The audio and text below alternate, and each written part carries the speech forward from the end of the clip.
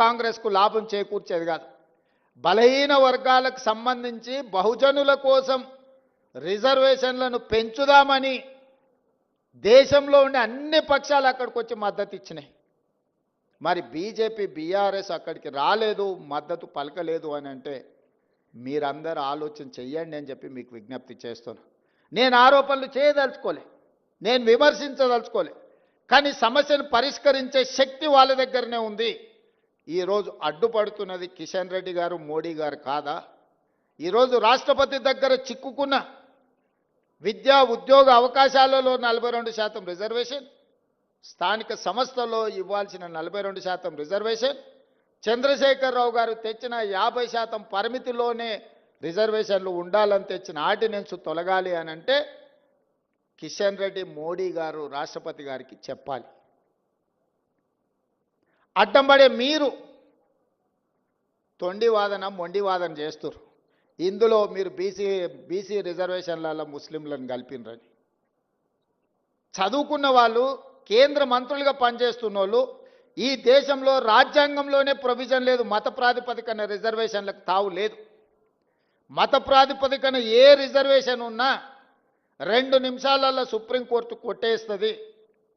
మేము పంపించిన బిల్లుల్లో కానీ, మేము పంపించిన ఆర్డినెన్స్లో కానీ ఎక్కడైనా మత ప్రాతిపదికన 1% 0.1% రిజర్వేషన్ అయినా ఉందా మీరు చూపించండి అని చెప్పి బీజేపీ బీఆర్ఎస్ నాయకులను నేను అడుగుతున్నా.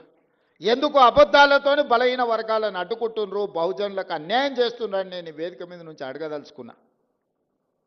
చట్టంలో ఎక్కడా లేదు. నిజంగానే ఒకవేళ ముస్లిం రిజర్వేషన్లను తీయాలన్న ఆలోచన మీకు ఉంటే, మీ సిద్ధాంతమే అదైతే, నాగ్పూర్లో ఆర్ఎస్ఎస్ కేంద్ర కార్యాలయం ఉంటుంది. 1970 నుంచి దాదాపుగా 20-25 ముస్లింలో ఉన్న ముస్లిం మతాన్ని పాటించే సామాజిక వర్గాలకు బీసీ రిజర్వేషన్ మహారాష్ట్రలో ఉంది. మీరు తొలగించగలరా? గుజరాత్, నరేంద్ర మోడీ గారు పుట్టి పెరిగిన గుజరాత్ రాష్ట్రంలో ఈరోజు ముస్లిమ్స్కి బీసీ రిజర్వేషన్లు వస్తున్నాయి.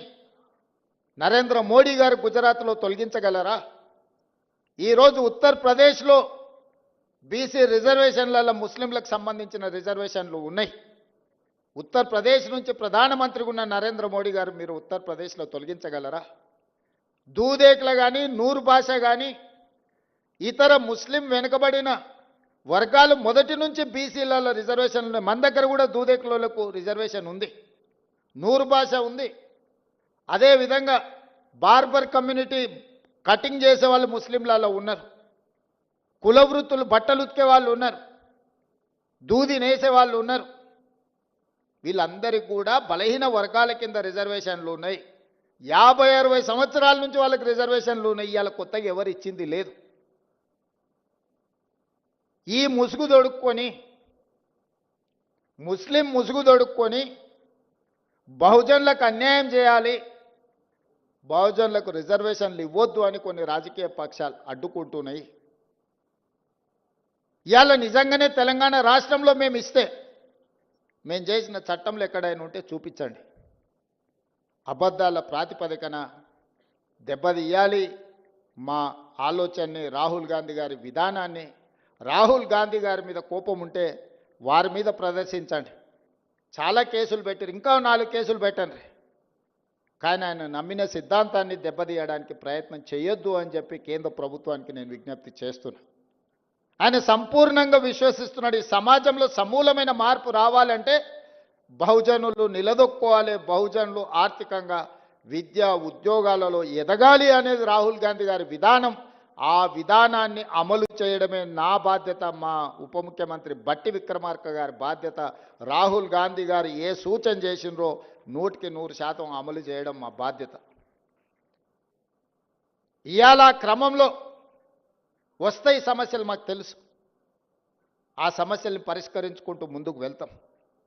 సమస్య వచ్చినప్పుడు, సమస్య మీద మేము కొట్లాడినప్పుడు మీరు అండగా నిలబడాల్సిన నైతిక బాధ్యత మీ వైపున ఉన్నదని చెప్పి నేను భావిస్తున్న ఈ వేదిక మీద నుంచి.